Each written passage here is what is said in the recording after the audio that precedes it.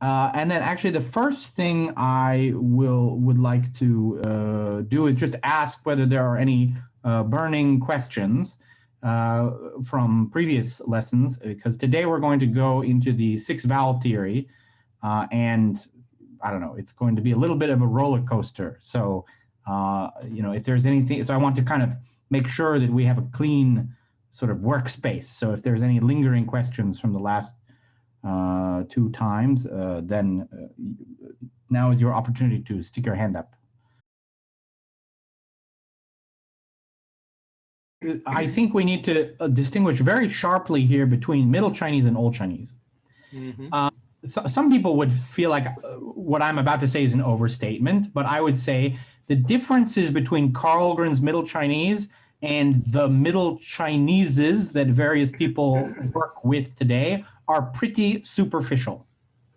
So, let's say Li Fengkui's Middle Chinese is a kind of orthographically cleaned up version of Carlgren's, because Carlgren was kind of not a big believer in the phoneme.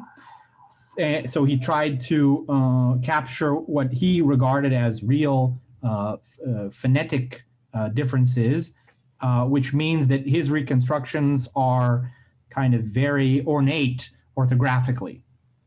So Li Fengkui came along and just tidied those up and removed all distinctions that were not needed from a kind of information theoretical perspective. I think that Baxter's Middle Chinese is in effect exactly the same as Li Fengkui's, although actually there might be an issue about the Chongyu distinction that someone can tell me about, which is that I think that Baxter would claim that his system contains slightly more information than Li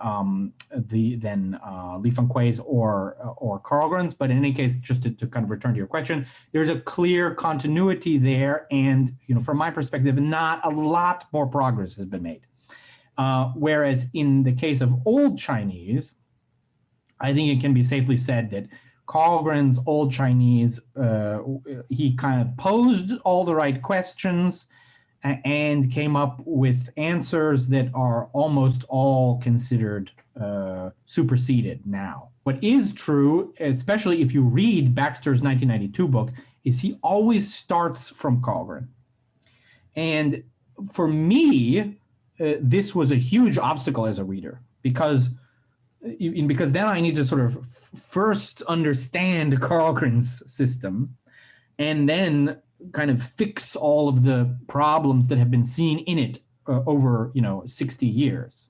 Yeah, but that's, let's say, which is to say, from a pedagogical perspective, Carlgren still has a huge role in presenting the current understanding of Old Chinese phonology, kind of in a way that I was dealing here with Duan Yucai, which is like, well, we start from this person's view and then we fix the problems with it.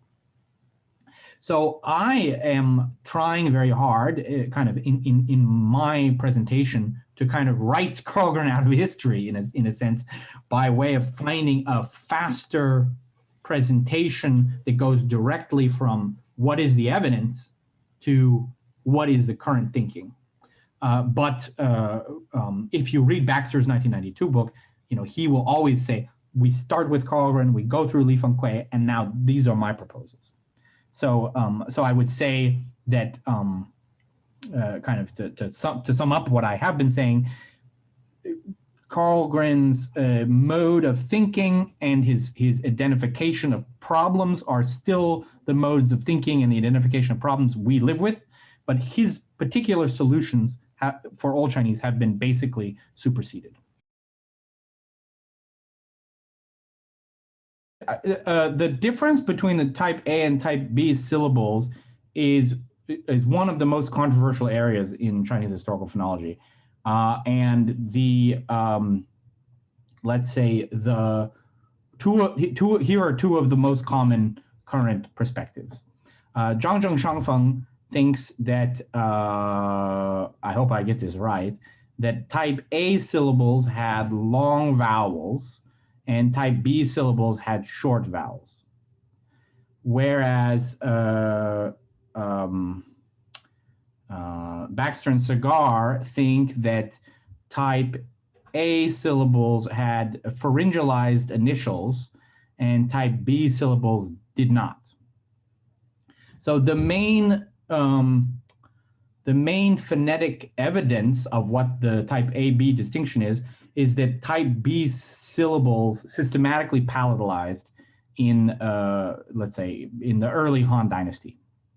So there's some kind of, which is to say, type A had a non-palatalizing phonetic conditioning environment, and type B had a palatalizing phonetically conditioned environment. So in 1992, Baxter actually projected a medial ya all the way back to Old Chinese and said, like, well, ya is a palatalizing conditioning environment. But there's when you look at like early Sanskrit or early Chinese attempts to write Indic languages, actually Gandhari more than Sanskrit, there's no evidence that there was this medial ya. There's no comparative evidence that there was this medial ya. So he's dropped this medial ya idea, and instead Baxter and Cigar picked up this idea that originally came from Jerry Norman that the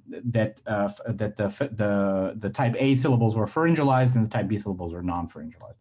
And then you may well ask, well, why would non-pharyngalization condition palatalization? And this is where you should really ask a phonetician, but there's some pretty good evidence from Arabic dialectology that it does, that it's reasonable. And actually, it was one of the students, I sent a link to this in email correspondence, but Mark Miyake 4 years ago at SOAS gave a talk on his own reflections about the type A, type B syllable that you can find on YouTube. And he does some very interesting comparisons with Arabic dialects. So the answer is ultimately we don't know. I actually think what is the origin of the type A, type B distinction is one of the great. It's kind of one of the if you could tell us the answer in a really convincing, definitive way, then you'd be famous. So yeah, okay. So now we're going to be talking today about the 6-vowel theory, and yeah, so a few sort of preliminary remarks, which is that 3 investigators, Zhangzhen Shangfeng, Sergei Starostin, and Bill Baxter, all independently came up with the 6-vowel theory around the same time. I mean, kind of, let's say roughly around the same time, between the late 60s and the early 80s. And kind of word has it that Zhangzhen Shangfeng was the earliest, and that he came up with it while sort of after he was sent down in the Cultural Revolution, and he was out in the countryside with a lot of time to think about Chinese historical phonology just by himself, and then he kind of saw this theory, and then probably second was Sergei Starostin, and then third was Baxter. But the work of Starostin and Zhangzhen Shangfeng was not really available to Baxter, so they were all sort of working independently, but starting from some ideas of Polyblanks and Yakontovs. So why am I saying all this? It's because in some sense, if 3 people at the same time independently came up with the same theory, the theory must be kind of obvious, right? It must be that, like, if you have the right background and you just sit and think for a while, the 6-vowel theory is kind of obvious. But it's still controversial. So the people in Beijing don't really like it, and the people in Taipei, they don't like it either. So it's not so obvious that once it's pointed out, any well-informed person would agree. And let's say I haven't found it particularly obvious. So one project that I made in my book that now I'm making a sort of second effort at here is how to make the six vowel theory more obvious. And you'll see what you think of my presentation, and then maybe yourselves, as you think about these things, you can think about what kind of presentation of data or what sort of posing of the question would make it even clearer. Because I firmly believe there is some way that we can make the six vowel theory just really obvious. Okay, so here we go. So first I'm going to look at type A syllables. And first, within that, the internal reconstruction of Middle Chinese syllables that end with a velar nasal. Then we'll look at the internal reconstruction of Middle Chinese syllables that end with dentals. And we'll already get, the idea is we'll already get a sort of six vowel theory, or actually we'll start with a sort of five vowel theory, motivated by the first situation, which is the internal reconstruction of Middle Chinese syllables ending with nga. And then we will sort of test that theory against different other situations and then see that it either works or has to be refined a little bit. So then we'll turn to the type B syllables, which are more complicated, and then kind of repeat the process. So internal reconstruction of Middle Chinese syllables ending with nga, and internal reconstruction of Middle Chinese syllables ending with dentals. And just a notational convention, where in Baxter's Middle Chinese transcription, he writes O, I am going to use a schwa, and that's just because I think it simplifies the presentation, because otherwise you get O meaning one thing in Old Chinese and a different thing in Middle Chinese, and it can just be, I think, a little bit visually confusing. So I've made this sort of orthographic substitution in order to assist with the clarity of the presentation. Okay, so internal reconstruction of Middle Chinese type A syllables ending with nga. So we'll look at the distribution of these syllables and then propose the reconstruction of labiovelars. Okay, so this is let's say the presentation of the phonotactics of Middle Chinese type A syllables ending in velar nasal, which is to say on the left you have a list of Middle Chinese rhymes, and then in the second column you have the name in terms of the Chinese philological tradition of those rhymes, and then across the top you have the position of articulation, that's the position of articulation, which is to say, capital P, this is a normal convention that you're all familiar with, right? Capital P means pa, and ba, and ma, yeah? So then we see which types of syllables occur and which types of syllables don't occur. And let's say the first point to make is just that it's ugly, right? Like this is a very asymmetrical distribution of co-occurrences between rhymes and initials. So, the point of internal reconstruction is, which is basically, let's say, methodologically the same as phonemic analysis in a way, right? Is how can we look at this mess and make it more beautiful?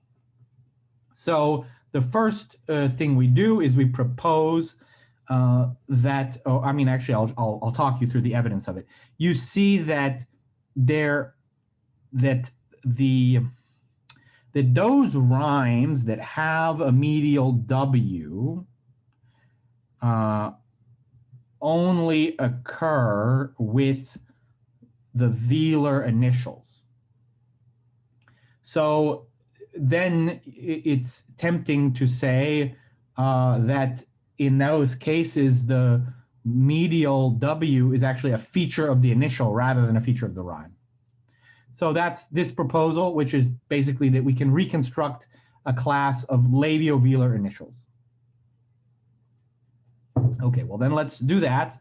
And this is what we get, right? So we've added a row, sorry, no, we've added a column at the far right. Now we have labiovelar initials, and then we've rearranged the distribution of the cells, and it's much more elegant. I mean, I think you will agree, right? So we went from this with lots of blanks in lots of places to this where there are fewer blanks. Yeah, so I think we've made some progress already. Okay, so now the next hypothesis, which again you can just understand as motivated entirely based on internal reconstruction, is that we have these two Middle Chinese vowels. So the first one is a, you know, it was a, e written together, and the second one in IPA is epsilon, so I think. So we propose that the first one came from rang with a medial r in Old Chinese, and the second one came from reng, so with medial r and an e vowel. And then we can now remove from our phonotactic distribution the rhymes ang and eng. Yeah.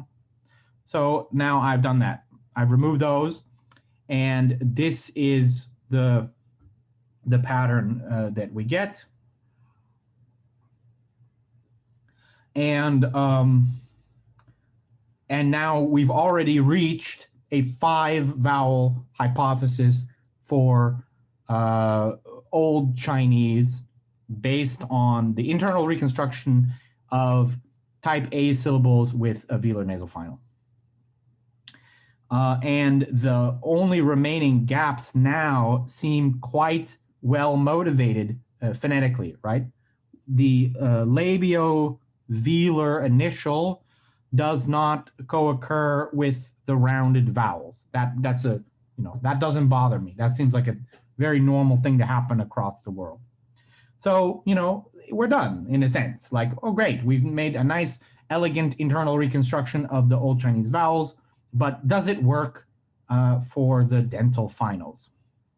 So we will now take a look at that, and just to sort of preview that, we will again make use of the labiovelar hypothesis, but we're going to add another hypothesis, which is the rounded vowel hypothesis.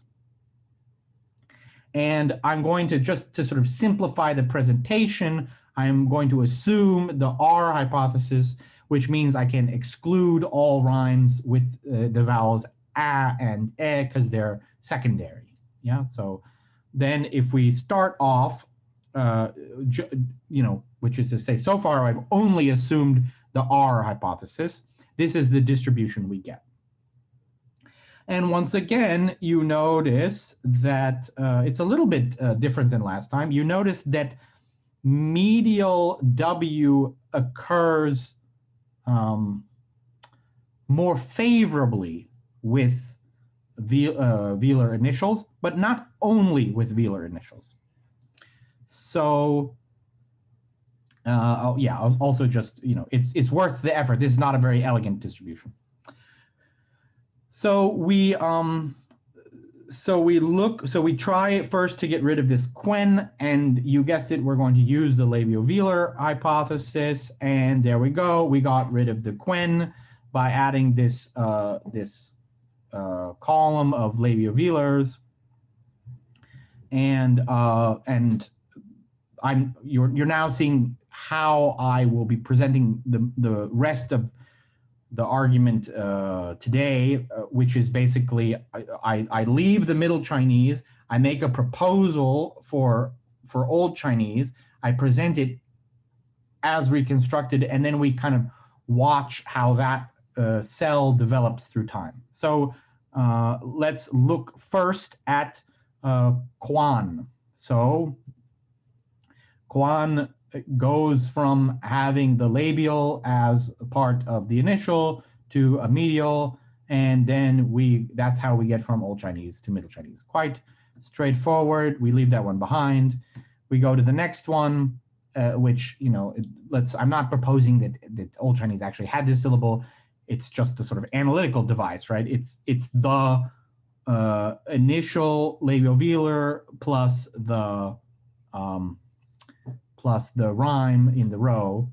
Well, just now changing the labial-velar initial into a velar followed by a labial medial, we get Quan with two W's in a row, which of course doesn't make any sense.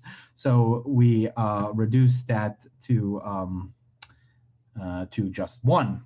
And there we go.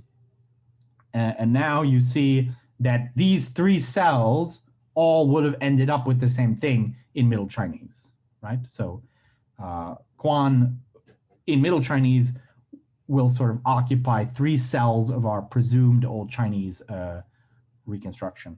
So next we look at this Quen, and you kind of get the idea. That's how we get Quen. And then now we look at qua before the the schwa. Pretty, you understand. So I don't need to talk through all of it. And now we're back to Middle Chinese. Okay. So now we look around and see, let's try to fill some of these other holes now that we've dealt with Quen. So now we're moving on to the rounded vowel hypothesis, which is we still have some medial W's, right? And we kind of want to get rid of them. Well, why do we want to get rid of them? You can say, well, we managed to get rid of them with the velar finals. So it would be quite inelegant if you had a version of Old Chinese that had no medial W before velar finals, but there is a medial W before nasal finals. So, before dental finals. So that's our goal, is to get rid of these syllables, yeah? So we propose the rounded vowel hypothesis. And the rounded vowel hypothesis is that rounded vowels break before dentals. So we get on goes to one and un goes to one. Now let's see what happens if we apply the rounded vowel hypothesis. So you see already that now we're kind of getting close to that 5 vowel analysis that we managed to achieve for the velars. So now we'll talk through those developments from Old Chinese to Middle Chinese like we did already. So first looking at ton changes into tuan. Then we look at son changes into tuan. Then we look at con changes into quan. And now we look at kuon, which may well not have existed. But in any case, you get again quan. Okay. Now pun, puan, tun, tuan, sun, suan, kun, quan. And kuan, which probably didn't exist, goes also to quan. Yeah. So we've made some good progress, and now we just have, now we still want to fill these gaps that are remaining. So we say, let's fill the gaps for quan and kun. So Middle Chinese does not have a phonemic distinction between pa and pua. And this, I think it's Yuan Renchao who figured this out in the 1940s. So that's nice for us at the moment. And we can understand it sort of historically speaking as a merger. So There used to be a pa and a pwa that were distinguished, and now you just get, you can think of it as either a pa or a pwa, but we just get one thing that doesn't distinguish the two. So that's a merger. Now, this is maybe a sort of subtle point, but the rhyme books, no, sorry, it's actually the rhyme tables will sort of annotate some labial initial syllables as huko and some as kaiko, which is to say some with a medial W and some without a medial W. There's no phonemic contrast, but in respect to the philological evidence in Baxter's representation of Middle Chinese, you still get sometimes, a P and sometimes a PW, kind of in accordance to how the rhyme tables present it, but there's no distinction. So I just want to emphasize that. And now we can fill in some of these holes by so we look at this and we look at this one, and you see that yeah, was that clear? Yeah, you go from so you go from pon to puan, and then puan becomes pan because there's no distinction between pan and puan in Middle Chinese. And now we've managed to fill that hole. Now we turn to pun, and it's very similar. Pun goes to puan, and then pun we have, and then the same thing will happen with pun. No, pun I think we already had. So in any case, this is how we fill these cells, and then you see that there are a lot of kind of mergers that go on the way from Old Chinese to Middle Chinese. And now the only inelegance is tun and sun are missing. And these ones are sort of harder to motivate.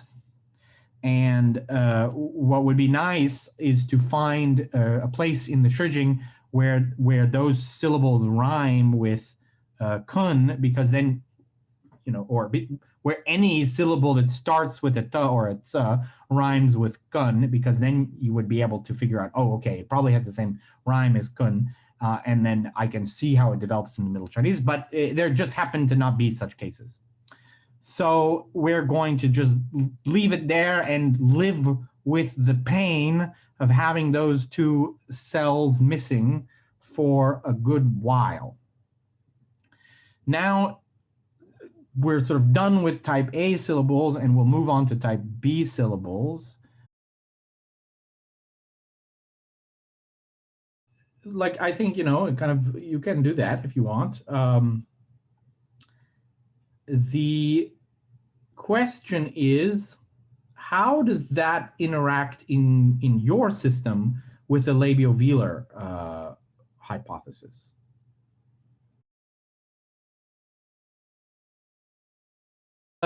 That's fine, but then how do you explain? I mean, what it fundamentally comes down to is that let's kind of put it this way. There's an inelegance in Middle Chinese, which is that some huko rhymes are compatible with all initials, and some huko rhymes are only compatible with velar initials. So I think that the combination of the labiovelar hypothesis and the rounded vowel hypothesis is very nice in terms of getting rid of that inelegance. Now, there's another consideration too, which we sort of haven't gotten to, which is, from the perspective of just the internal reconstruction of Middle Chinese, kind of who cares? We can have the rounded vowel hypothesis and reconstruct rounded vowels, or we can do what you're proposing and do the opposite and say those rounded vowels that we do have are kind of, I don't know, they're kind of merge is not quite the right word, but are coalescences of medial W with a non-rounded vowel. That's fine from the perspective of Middle Chinese internal reconstruction.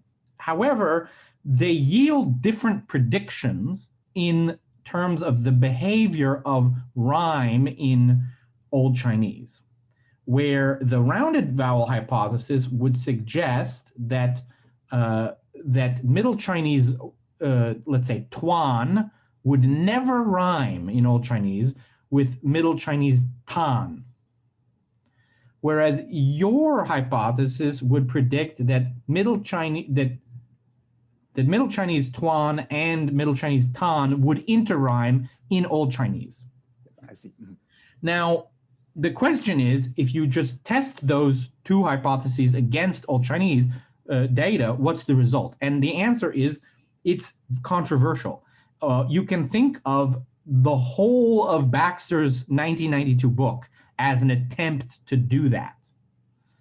And then what he's saying is that his claim is tuan and tan do not rhyme in Old Chinese.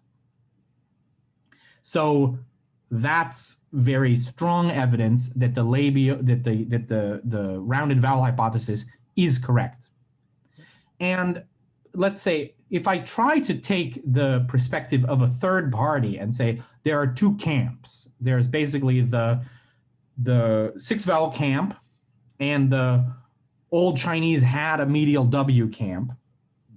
The question is, has the Old Chinese has a medial W camp answered the arguments of Baxter 1992? And my impression is the answer to that question is no. That they're like, if you read Polyblank's review, or if you read Huda'an's review of the 2014 book, like there's a lot of venom, you know, against the six vowel hypothesis, but I don't see an attempt to offer a superior analysis of the data of Old Chinese rhymes that answers the arguments in Baxter 1992. And I mean, that might, let's say, to give everyone the benefit of the doubt, that might be simply for exogenous reasons, like that Baxter's argument is extremely sophisticated and involves the use of statistics and whatnot, and that, you know, these sort of elderly gentlemen philologists in Taiwan are just not, you know, they just don't have the tools at hand to offer the kind of critique that can be made. Yeah, I'm perfectly willing to believe that. And then the issue is just, well, then someone needs to do it, right? Someone needs to let's say, rise to the occasion of demonstrating that the belief that Old Chinese has a medial W better explains the rhyme patterns of the Shijing than Baxter's system does. And, you know, as far as I can tell, that hasn't been done. It's a hard project because, you know, it's sort of responding to a sort of 1,200 page book, right? But I haven't seen it done. And maybe I haven't seen it done just because I don't, you know the Chinese language literature well enough. But that's my sense.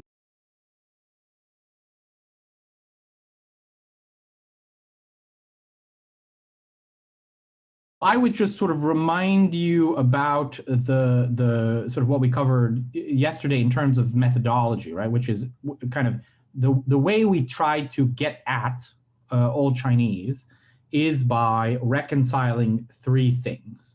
One is an internal reconstruction of Middle Chinese.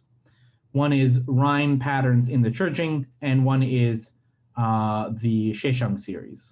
Yeah. So to kind of you know, sort of attempt to restate your question.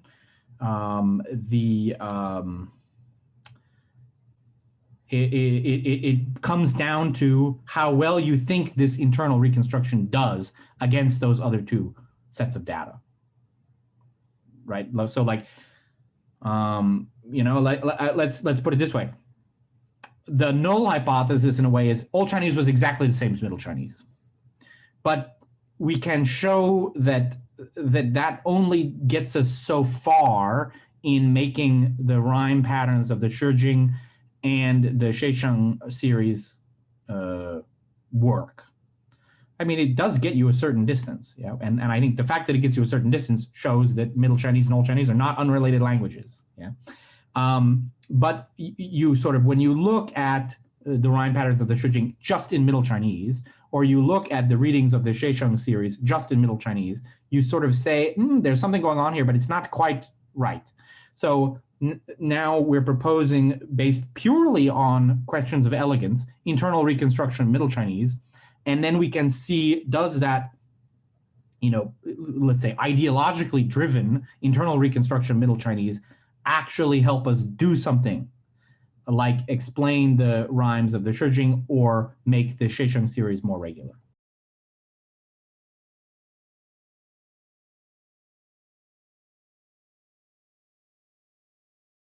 Let's say there's the mode of investigation and the mode of presentation, right?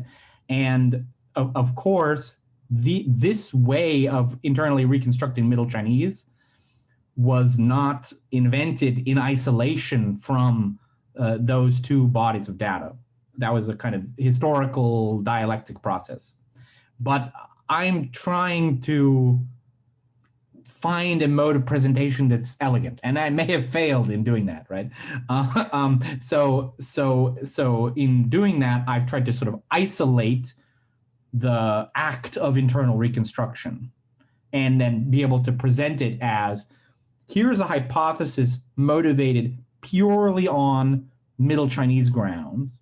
Oh, look, it works against the data. The reason why I think that is more elegant than doing it the other way around is because otherwise it would just be very anecdotal. It's like, oh, look at this rhyme. It doesn't seem very nice. Let's try to fix it. And that would just be sort of like sort of wandering through the fields and randomly picking flowers, yeah? Whereas if you start from the distributional patterns of Middle Chinese, it is motivated, the hypothesis to me seem more motivated in terms of, considerations of elegance. Okay. So now we have a theory of Old Chinese vowels and based on type A syllables, and we want to move to type B syllables. So what I do in my book is try to kind of repeat the sort of reasoning that we have just done for the type A syllables with the type B syllables. But in preparing these lectures, I decided that actually was not, that the type B syllables are sufficiently complicated that ends up being quite ugly. So instead, what I'm going to do here is more or less assume that our analysis of the type A syllables is correct, and then try to fill in this grid in the type B syllables, which is to say we assume that Old Chinese had these 5 vowels, so these 5 rhymes before N. We assume it had this class of initials, and then we can try to fill in each cell with the outcome in Middle Chinese, type B syllables, of that Old Chinese syllable. So that's the goal I'm going to set, and we will try and do it mostly by looking at rhymes and Shesheng series. So let's see what happens. This is the way you can think of it. I have the grid. It's all full of question marks, and I'm going to try and fill it in. And you'll notice that the way where I'm writing the classes of initials have changed, where you have all these J's and Y's. That's because that's how type B is indicated in Baxter's transcription of Middle Chinese. So we look at Middle Chinese type A readings of unambiguous origin. We identify the type B Shesheng connections of that reading. We look at rhyme behavior of words with that reading, and we try to fill the slot. Okay, so first we're going to look at tan. And just to sort of talk you through it, why am I not looking at pan? Because it's not unambiguous in terms of origin. And why am I not looking at quan? It's because it's not unambiguous in terms of origin. So I'm starting by looking at tan in type A syllables and seeing kind of what type B syllables it has connections to. So here we look at a Shesheng series where we have tan in type A syllable, and it has type B connections like zien and trien and tien. Okay. So this suggests that Old Chinese an changed to n in type B syllables, at least after acute initials, which is to say after ta and tra. So that's one now sound change we can propose. And this is something that Baxter calls acute fronting. Okay, now let's look at rhyme behavior.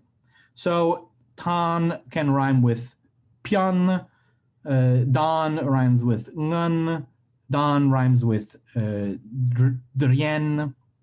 So we have further evidence for acute fronting.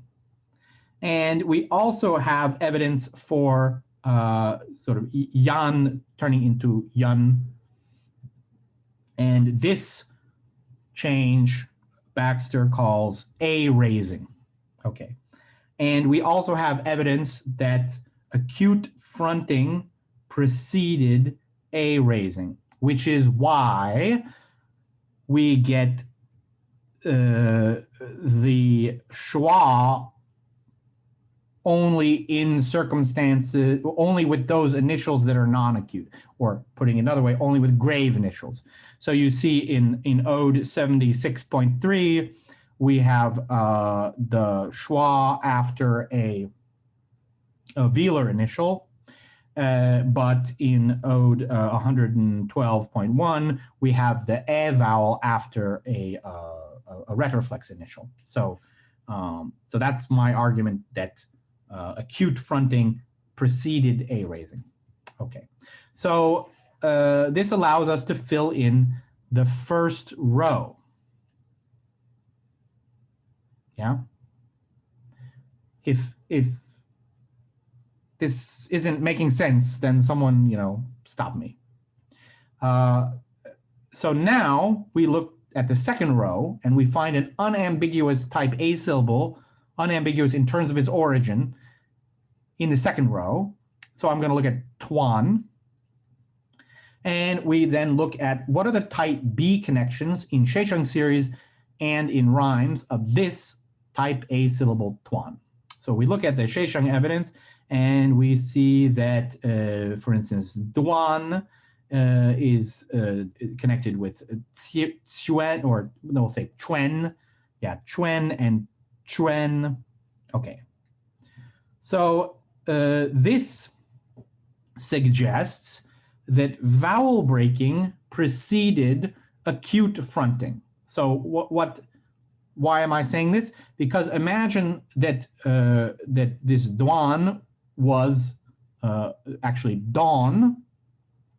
So then the first syllable, let's say here 0231A would have been sort of type B son, and the second syllable 231C would have been type A don.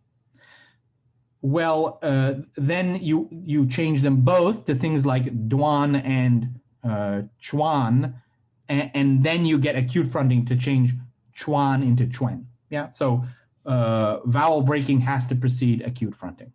Okay.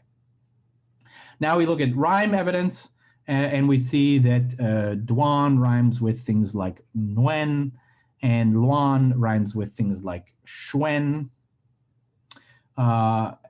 So we, yeah, and then I will just leave to the reader or to the listener that pawn in type B will turn out as Puan. Okay, so now we've filled in the second row.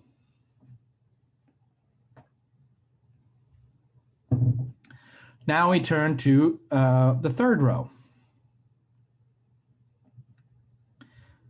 No, actually, we skip the third row. Yeah, because the third row ends up being tricky, I think. Yeah.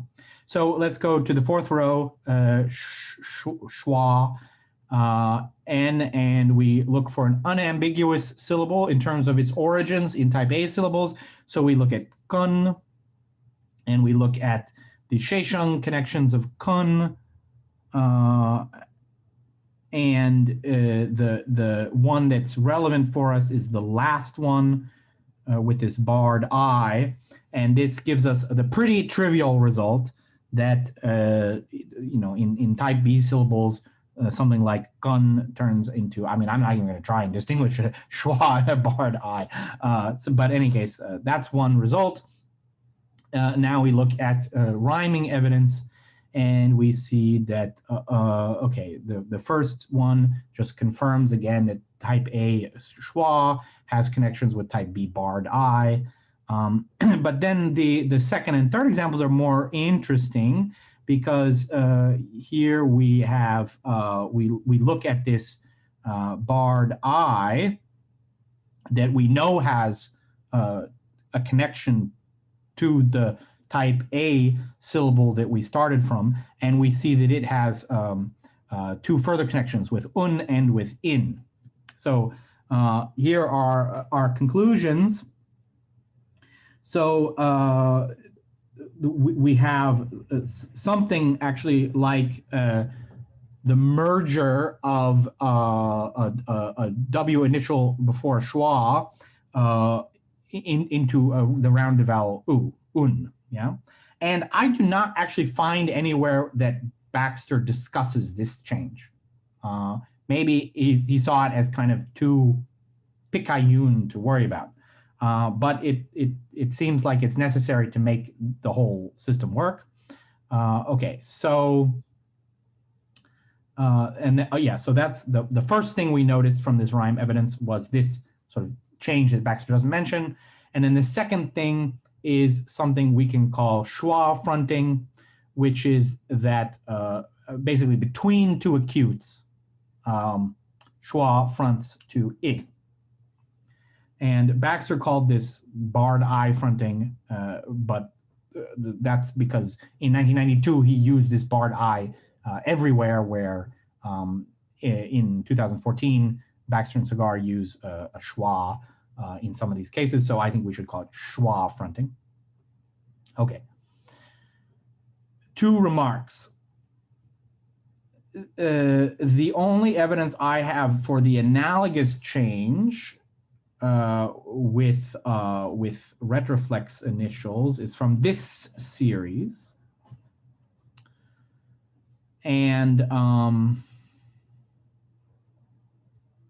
yes, and if you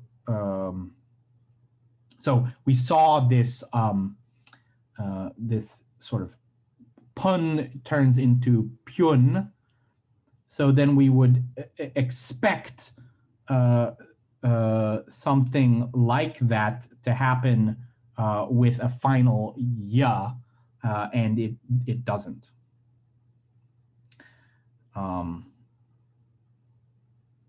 Yeah, no such syllable exists. So, I mean, these are my, let's say, just random observations. You can understand it that way. And as a third remark, it looks like schwa J type A syllables and schwa J type B syllables never rhyme in the Shijing, which just is, yeah, maybe it's a random gap, or maybe it's something that should be looked at more. Maybe, you know, somehow they were already pronounced differently enough in the Shijing that they didn't make good rhymes. I don't know. No one. These are observations I don't think I've seen anyone talking about before. But in any case, you know, plowing ahead, we have managed to fill in the fourth row of our type B syllables.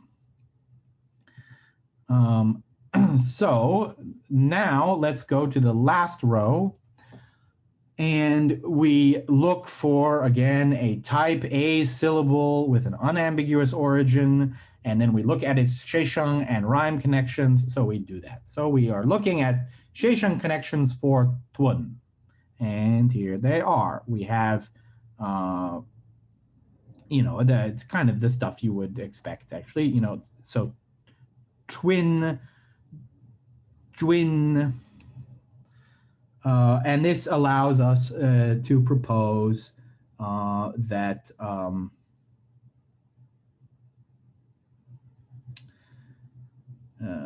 I think I've maybe done something wrong here. Yeah, it's one of the signs is backwards. Sorry about that. But so we start from type B tun, it turns into twun. That's vowel breaking. And then we get chwin, that's acute fronting, yeah? And then similarly, trun goes to trun, goes to trwin. So these are sound changes we've already seen before with the O case. Now we're seeing it with the U case.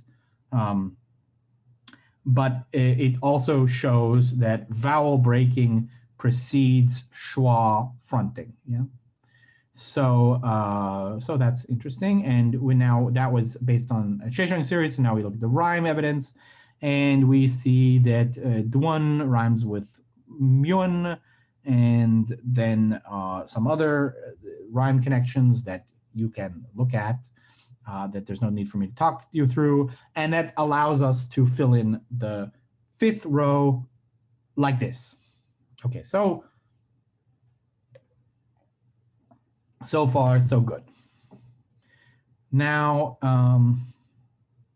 yeah, so now I'm just showing where the mergers are again, yeah? So now we need to address this third row, the N case, which I've sort of postponed. So we look for an unambiguous syllable, pen in type A syllables, and we look at the sheshang evidence, and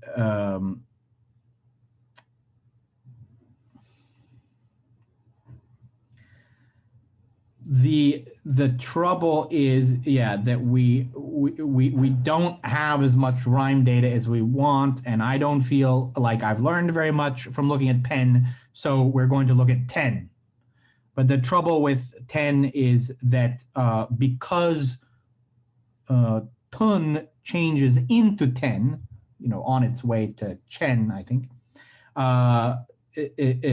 10 is actually not unambiguous, yeah? So, but we look any case, because what choice we have, and we see these things, chin and trin, okay.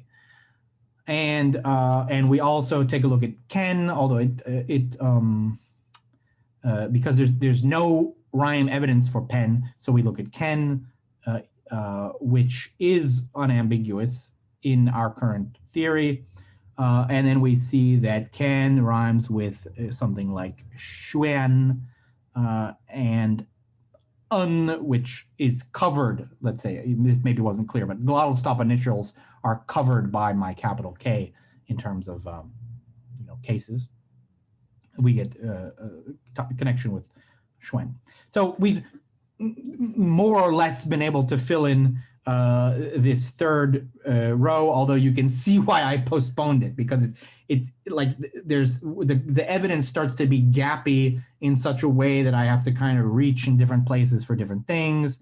But this is what you end up with. And this is our sort of 5 vowel hypothesis for type B syllables. Okay, so we have one last hole we need to plug. And there's a reason why it's sort of stuck out, because it's this change, ken changes to chin. And here's some sheshang evidence for it, which is you have this jin in 377A in the same series as ken, which is 0368C. And this change is called the first palatalization, which is the palatalization of velars before front vowels. It happened quite early, whereas the general palatalization that you see across all type B syllables is the second palatalization. Okay, so there we've done it. We've filled the last hole. It's a little bit counterintuitive because it's an interesting change, but there it is. So, and then you see that that's also an interesting kind of merger. So there we did it. Great, hooray! And we've ended up with a 5-vowel theory of Old Chinese, because you saw, we started from the type A syllables before velars, we moved to the type A syllables before dentals. We came up with this 5-vowel theory. We assumed it worked for type B syllables, looked at Shesheng evidence and rhyme evidence, and managed to plug in all the holes.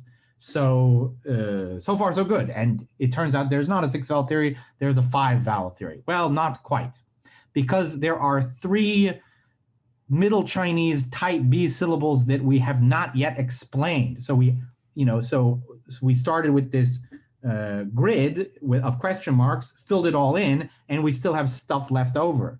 So we haven't come up with the right analysis.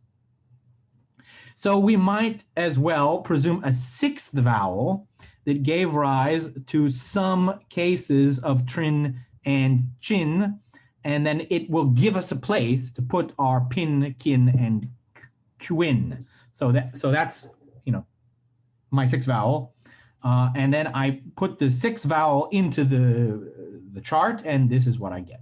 Yeah, and then you see there's been a lot of mergers, which is why the type B syllables are a little bit messy. Okay, so great. Now we've got the 6-vowel theory. But then you say, well, Nathan, not quite. You've got a 5-vowel theory for type A syllables and a 6-vowel theory for type B syllables. So then we need to kind of return to the type A syllables and say, well, what happened to the 6th vowel in the type A syllables?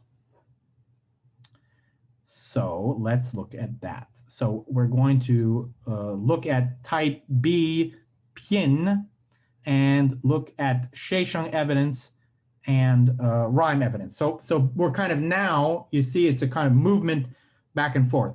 We've developed a 5-vowel theory in type A syllables. We saw that it basically worked for type B syllables, but then we needed a 6th vowel. So now we're going to see, in the same way that we did on the type B syllables, back on the type A syllables, what could fill those slots in the type A situation. Okay, so we look at what are pins connections, and we see there's a connection with ben, type A. And then in terms of rhyme evidence, we see that pin rhymes with nen, and mien rhymes with when, and mien rhymes with den and ten. Okay, and now we move on to the next, column in the chart and say, what are the type A connections to type B syllables like quin? So we see that, well, we have a Shesheng connection with a syllable when, and we have a rhyme connection with a syllable hen. So this allows us to basically plug these holes in the following way, which is that, which is as you see. So we put pen, ten, ken, and quen into the in row. And I have not been able to find any direct evidence that allows for it, but it's pretty clear that if you wanted to just speculate what would go into the sin slot, it would be sen, right? So let's just, well, we don't have any counter evidence, so, but it's a little bit ex cathedra, but there you go. So this is our 6-vowel theory in type A syllables so far. And you see that there's been a merger, a systematic merger of the in vowel and the n vowel in type A syllables. And this is a change that Baxter calls mid to high. So type A in changes to N. Now, there's still two holes left, which we've been leaving aside for a long time. You see them with the question marks here. So let's plug the two last holes. I see no compelling direct evidence that tells us how type A, tun, and tsun develop. But at this point, we have a lot of theory internal machinery that we can bring to bear. So let's do it. Schwa fronting occurred, if we propose that Schwa fronting occurred in type A syllables as well as in type A B syllables, we get that that tun turned into tin. And then we already had to propose the high mid change, so then we would get tin changes into ten. So these sum to tun changes into 10. And then that allows us to fill in these last two spots. Oh yeah, okay, so yeah, so here's plugging the last two holes. I don't see that there's any direct evidence, but here's the internal machinery. We've already proposed schwa fronting. And we've already proposed high to mid. Yeah. So schwa fronting plus high to mid gives us this change. Yeah. And then that tells us how to plug the hole. Okay. I just feel like I need to, take a deep breath and say, that's it. we have done it. We've gotten the 6 vowel theory in both type A and type B syllables.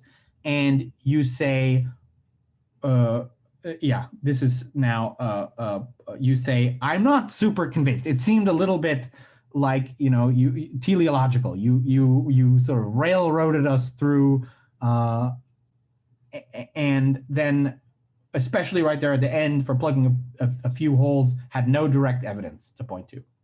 Well, my Achilles heel in this presentation is the distinction between tin, tun, and ten. So hopefully that will be clear to people. And that distinction was already proposed by Duan Yucai. Which is to say, I'm trying to sort of step back and say, like, is the 6 vowel theory right or wrong? Well, the weakest point in my presentation of the 6 vowel theory today is something that has been seen as solved, done, and dusted for since the very early 19th century. So now I'm just going a little bit into that history.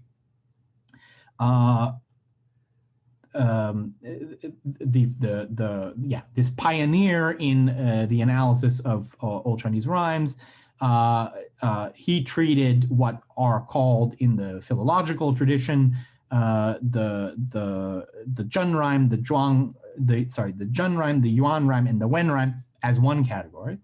And then this guy who I think we've met before, Zhang Yong, came along and he divided out the Yuan rhyme.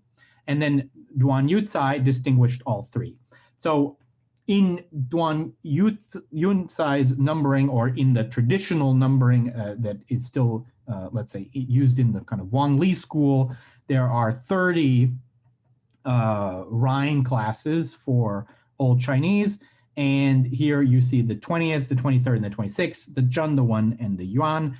And in Baxter and Cigar's systems, those categories cover all of the reconstructed finals you see, which is to say, Baxter and Cigar draw a lot more distinctions than the Wang Li school does, or than Duan Yucai did. But the key, place where I sort of pulled a rabbit out of a hat has been considered settled since Duan Yucai's time. There is a question of like, well, why did why is it that this distinction between these three is so non-obvious for me in this presentation, but was so obvious for the Chinese philological tradition? And I think that's a darn good question. And I started to look into it a little bit, but found it a little, like trying to get inside the head of an 18th century Chinese philologist who was analyzing the patterns that he saw in the poetry that he was looking at. Turned out to be more than I could do in preparation for this lecture. So I'll just leave it there and say, it might seem like this is all some kind of grand artifice, but its weakest moment is a moment that there is total unanimity on in the discipline, and there has been for, like 200 years.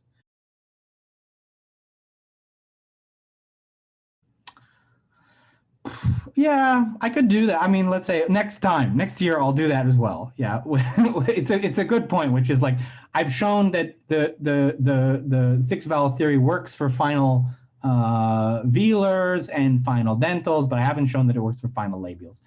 I think it ends up not being interesting, but sort of in Baxter and Segar's presentation, to my mind, they may not think this is fair. They do a really good job with the velar finals, and then they jump immediately to the Qing phonologists, and they basically, like, for exactly the same thing that I needed them for, but they jump to it much earlier, and they say basically, if you combine the Wang Li system, the traditional view, with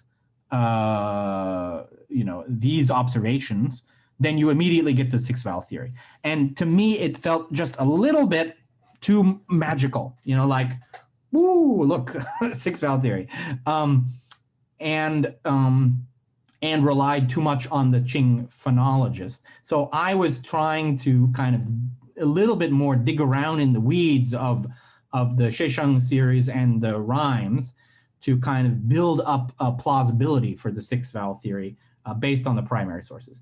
And then it turns out that I still have to kind of pull the same rabbit out of the same hat in terms of turning to Duan Yucai at the end, which made me very angry when I realized that my presentation still had that weakness.